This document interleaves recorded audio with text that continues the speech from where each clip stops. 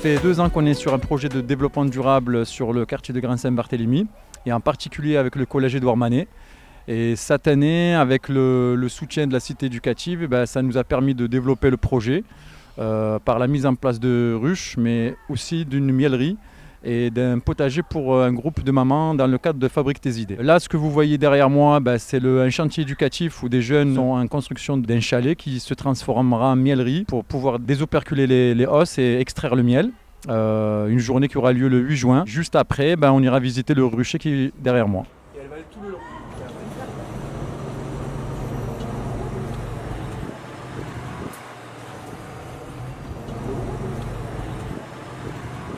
Là, on se trouve sur le rucher du collège Édouard Manet, un rucher qui a été mis en place dans le cadre d'un chantier éducatif par l'ADAP 13, avec 4 jeunes où on a installé le rucher, avec des ruches qui sont en pleine production. Dans le cadre de l'école ouverte, on ouvre les ruches avec les élèves mais aussi avec les profs pour faire un rapprochement entre tout ce qui est miel mais aussi tout ce qui est matière comme la physique ou les sciences ou les maths. Le 8 juin, on organise la 5e édition de la Journée mondiale de l'abeille où on aura une dizaine voire une quinzaine d'ateliers autour de l'apiculture et du développement durable où on pourrait aussi visiter les ruches.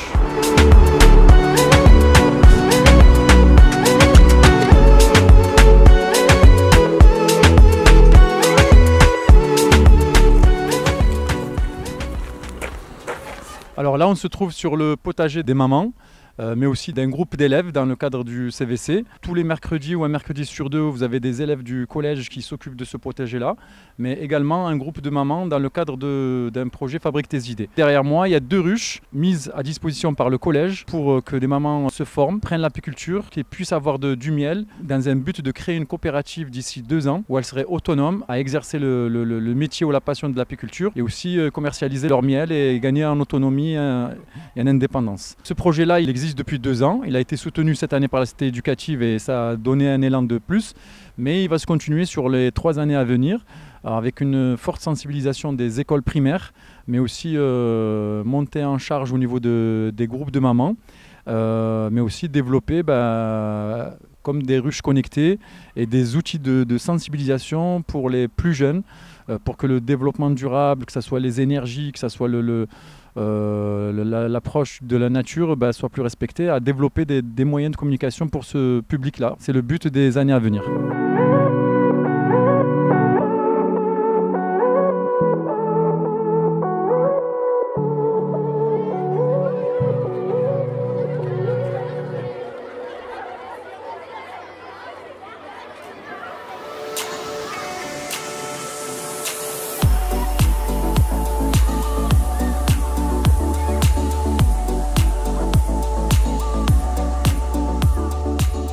Bienvenue, nous sommes à l'école Saint-Barthélemy-les-Flamands dans le 14e arrondissement de notre belle ville de Marseille où on s'apprête à accueillir une vingtaine d'enfants qui vont venir répéter toute la matinée avec Isabelle Lorenzino qui est musicienne et ils vont répéter des chansons qui vont jouer au mois de juin. Nous sommes donc dans le projet de l'ensemble Sébarré et donc nous avons mis cet atelier depuis plus de 2 mois maintenant. Tous les mercredis matins, les enfants viennent travailler avec Isabelle pour faire de la musique et notamment du chant et pour faire des nouvelles chansons qui seront données avec l'ensemble Sébarré donc à la fin de l'année.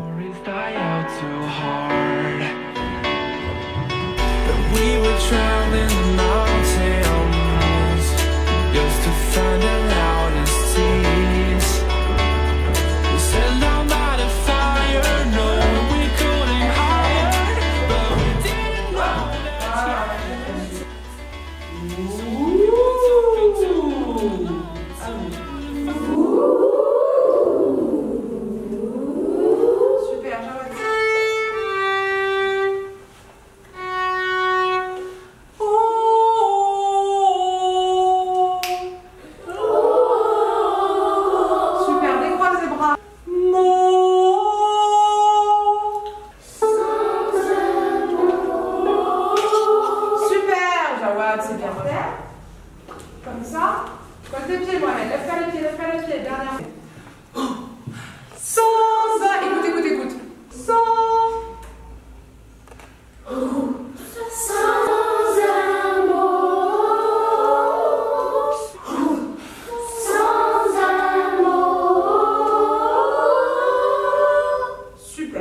suis musicienne intervenante et mon travail sur ce projet, c'est de transmettre les chants et d'apprendre aux enfants à chanter.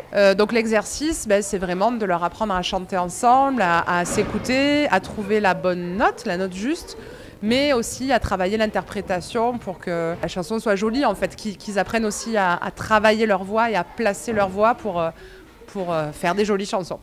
Un château de nuages, ma chambre est pleine de chevaux et j'ai un lit à 3 étages. Ma chambre est le royaume et...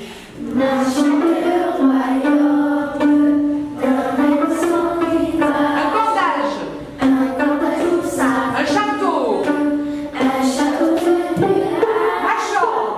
Ma chambre est pleine de chevaux et j'ai un lit à 3 étages. This island wanna be my fatherland. I don't ever want to leave. I'm in a tropic club.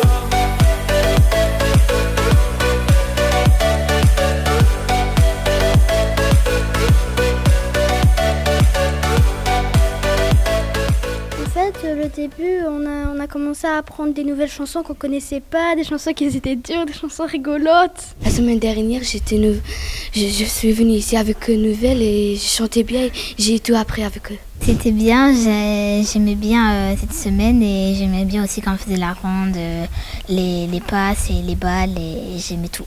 J'ai bien aimé les chansons qu'on apprenait et aussi je savais pas très bien chanter et contrôler ma voix. J'aimais bien les chansons et c'était génial et voilà. C'était génial et j'ai appris de nouvelles chansons. C'était trop bien, on a appris plusieurs chansons et j'ai aimé. J'ai adoré les chansons mais c'était un peu dur. J'ai aimé et on a même pu faire du violon, j'ai adoré. Comme je serais grand, je serais artiste. Les paroles, c'est ça. Laissons, du verbe laisser, laissons, l'art, chez les sons. Laissons l'arche. L'archer.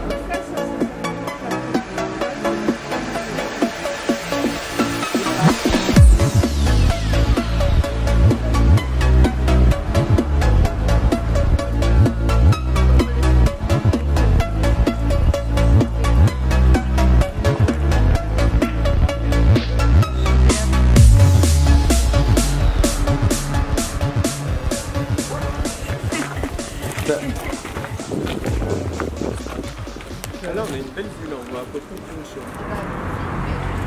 Pensez que la plante, elle te disait l'acide acétylique, qui est l'aspirine en fait. Et on le dit plus. Non, on a abandonné la médecine et nous a fait abandonner tout ça.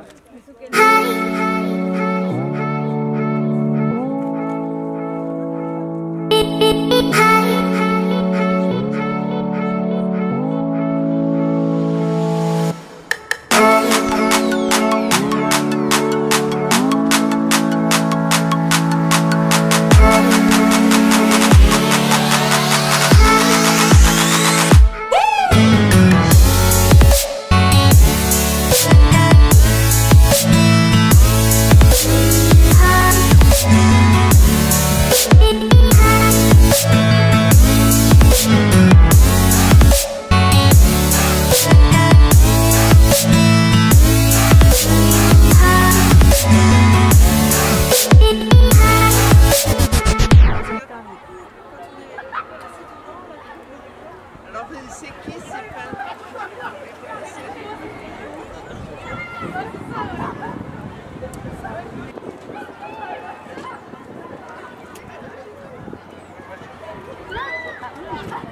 Qui c'est qui peut me dire le nom de l'Apollon? C'est le laurier d'Apollon. En français, un nom que vous connaissez tous, mais dont vous savez rarement qui vient. Bacca. Bacca, c'est la baie. Et lauréat, ça vient de laureus, le laurier. Ouais. Et il y a des entreprises, un développement intéressant, des chênes à glandou. On est tous d'accord sur le fait que c'est un arbre important. Ça soigne les verrues. C'est à ce stade-là de fleurs, avec les fleurs femelles qui sont toutes à l'intérieur. Et là, ce que vous allez voir des fleurs femelles et des fleurs mâles. Collez l'œil et après vous ajustez avec la main. Près de l'ostiole, c'est-à-dire la partie à l'opposé du pédoncule, vous allez avoir les fleurs mâles. Tu veux une loupe? Il y a des fleurs mâles fertiles, vous avez vu les fleurs mâles? Et alors, tous les arbres qui ont été plantés là, ce sont des savonniers. Oui, donc c'est aussi un arbre extrêmement important en Méditerranée, qui est lié à la grenade.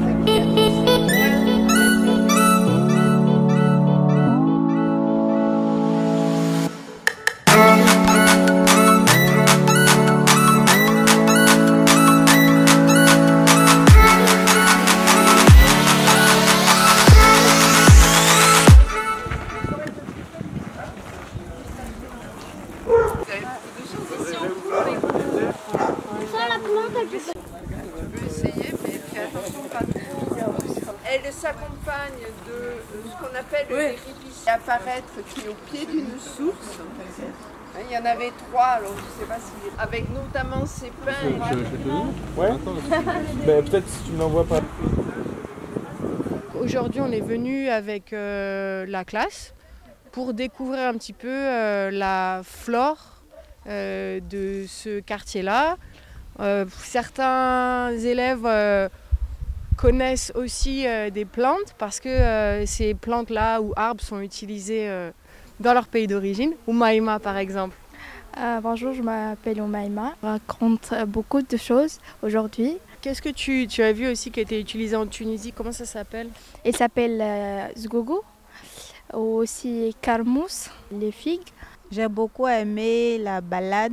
C'était super, on a vu beaucoup de découvertes. En tout cas, j'aimerais refaire une autre fois.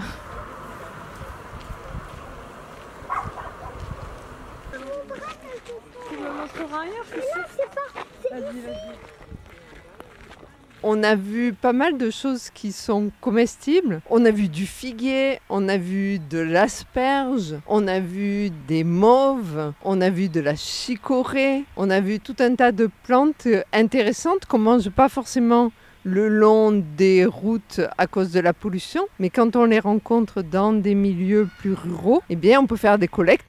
C'est vraiment intéressant pour éduquer notre regard à toutes ces plantes qui nous accompagnent et qui sont des plantes que l'on peut glaner et manger. Oui, c'était aujourd'hui la balade cueillette qu'on organisait dans le cadre du projet de la terre à l'assiette, dans lequel il y a des temps d'atelier avec les collégiens et les écoliers, mais aussi des temps ouverts aux familles, plus largement à tout le monde. Donc on est parti à 9h du centre social Agora et on a longé les chemins qu'on prend d'habitude et qu'on connaît peu, grâce à la balade et aux connaissances de Véronique, en ayant la possibilité de découvrir et d'attirer notre attention sur des toutes petites choses, les plantes, les arbres, tout ce qui est vivant et qu'on ne voit pas. Et le fait de partager entre nous et avec Véronique, qui était notre guide botaniste, le fait de partager des connaissances sur les plantes qui sont autour de nous, qui poussent dans les zones de friche, dans toutes les rues,